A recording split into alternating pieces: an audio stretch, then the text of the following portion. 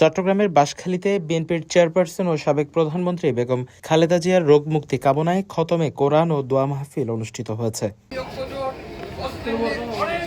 আজ শুক্রবার 12 ডিসেম্বর সন্ধ্যায় বাঁশখালী পৌরসভার সৈয়দ বাহারুল্লাহ পাড়া শহীদ জিয়া স্মৃতি যুব উন্নয়ন সংস্থার উদ্যোগে দোয়া মাহফিলটি অনুষ্ঠিত হয়।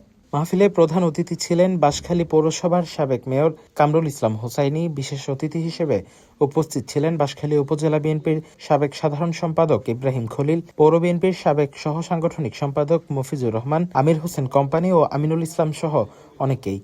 শহীদ রাষ্ট্রপতি জিয়াউর রহমান, যিনি রাষ্ট্র ক্ষমতায় এসে বাংলাদেশের সংবিধানে বিসমিল্লাহির রহমানির রহিম ছিল না।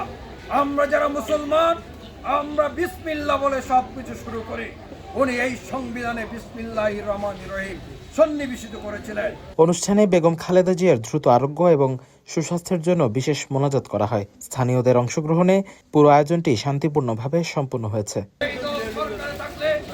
বাঁশখালী প্রতিনিধির পাঠানো তথ্যচিত্রে news desk, CTG post, Chittagong.